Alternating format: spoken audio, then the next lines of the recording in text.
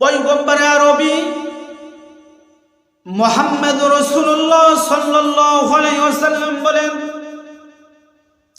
যখন এই 15টি গুনাহ তোমাদের ভিতরে বিরাজমান থাকবে, তোমাদের ভিতরে 15টি গুনাহ চলে আসবে, ওই সময় তোমরা গরম হাওয়া গরম বাতাসের জন্য তোমরা অপেক্ষা করো। 10 বছর 15 বছর 20 বছর পূর্বে আমরা দেখছি কৃষক ভাইরা, রাখাল ভাইরা খেজুর গাছ তলায় ঘুমায় আছে, যে ঠান্ডা হাওয়া, এই ঠান্ডা হাওয়াটা এখন আর নাই।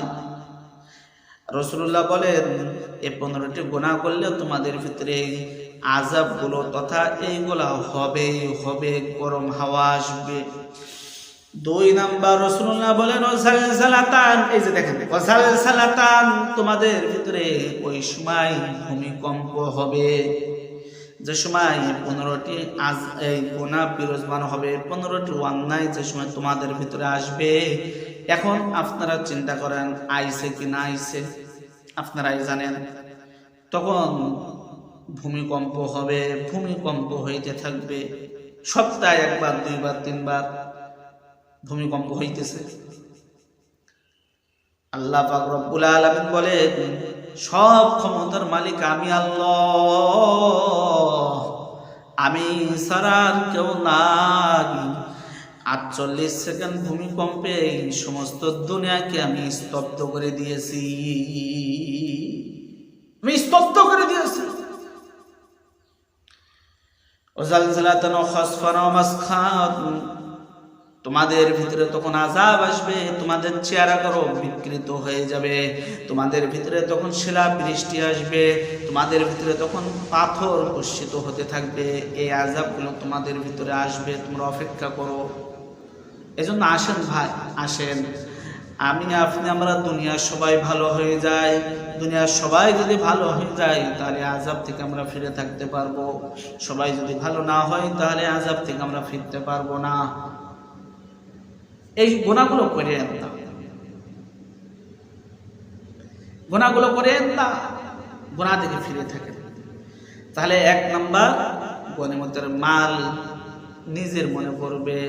2 নাম্বার রাসূলুল্লাহ সাল্লাল্লাহু আলাইহি ওয়াসাল্লাম বলেন, আমানতের মালকে লুট করে খাবে। 3 নাম্বার যাকাতকে জরিমানা করবে, জরিমানা মনে করবে। 4 নাম্বার দিন ইলম শিক্ষা ব্যতীত অন্য শিক্ষায় বেশি শিক্ষিত হবে। 5 নাম্বার পুরুষগুলো তার স্ত্রীর ইতাআত করবে, পূজা করবে। 6 নাম্বার নিজের মার নাফরমানি করবে, নিজের মাকে দূরে সরাই দেবে। 7 নাম্বার পয়গম্বর আরবি বলেন তার বন্ধু বান্ধবকে কাছে টানবে। 8 নাম্বার পয়গম্বর আরবি বলেন তার বাবাকে পিতাকে দূরে সরাই দিবে।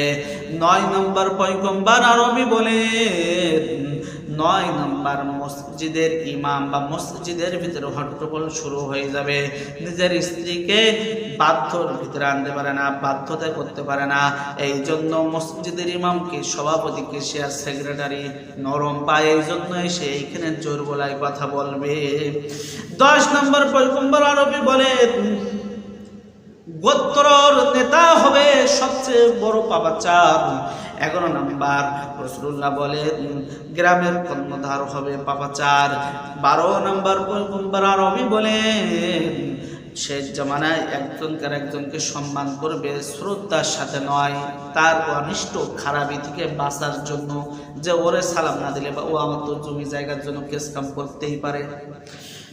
12-13 নাম্বার পয়গম্বর আরবি বলেন, শেষ জামানা ওই সময় যে সময় ঢোল তবলা নর্তকী গায়িকা বেশি হবে, এমনকি তারা মাইকের সামনে দিয়ে বলবে ঢোল তবলা গান বাজনা হারাম, আলেমরা পাইছে কই। 13 নাম্বার 14 নাম্বার পয়গম্বর আরবি বলেন, অসুরবাতুল খুমর, তথা যে মদ পান বেড়ে যাবে, নেশাগ্রস্ত দ্রব্য বাড়বে। শুধু নেশাগ্রস্ত দ্রব্য নয়, তথা যে শুধু মদ নয়, গাঞ্জা, ফেন্সিডিল, আরো যা আছে। 15 নাম্বার আমার উম্মতের ভিতরে শেষ উম্মতেরা পূর্ববর্তী উম্মতদেরকে গালি দিবে। যে সময় 15টি অন্যায় হবে তখন এই আযাবগুলো, গজবগুলো তোমাদের উপর পতিত হবে। এজন্য আসেন ভাই, এই 15টি আযাব এই 15টি গুনাহ থেকে আল্লাহ সুবহানাহু ওয়া তাআলার কাছে আমরা করি যে 15টি গুনাহ থেকে আমরা যেন সকলেই ফিরে থাকি, সকলেই যেন ফিরে থাকতে পারি। এই 15টি কাজ আমরা দুনিয়ার কেউ করব না, সবাই ফিরে আসি। সবাই ফিরলে এই আযাব থেকে আমরা সবাই মুক্ত হয়ে থাকবো। আল্লাহ সুবহানাহু ওয়া তাআলা আমাদের প্রত্যেককে আমল করার তৌফিক দান করেন। ওয়া মা তাওফিক ইল্লা বিল্লাহ ওয়া আখিরি দাওয়ানা আনিল হামদুলিল্লাহি রাব্বিল আলামিন।